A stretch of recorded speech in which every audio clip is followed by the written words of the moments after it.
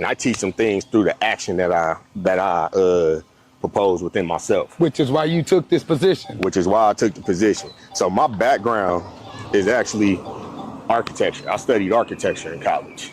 So you ain't really all about the kids. No, I'm all about the kids. You got other shit going on too. Look.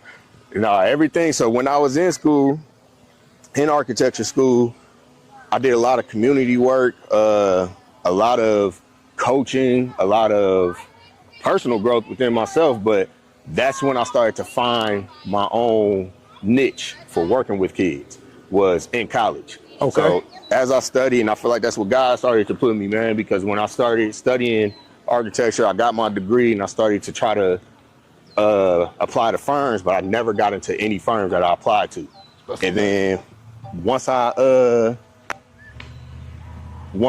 started to work into the schools, that's when things and opportunities started arising more and more for me. So how do you realize when God put something in there versus your mind?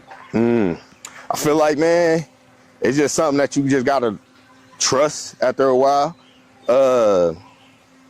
Because I didn't, like I said, man, I was still to the point that I was gonna be an architect. I was still to the point that I was gonna be designing buildings, working in a firm. I applied to a few black firms to try to get into. And I think it wasn't until, so then I got into construction to try to still work in that field and get a little field experience.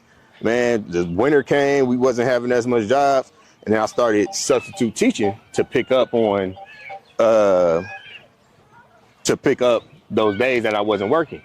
And I just feel like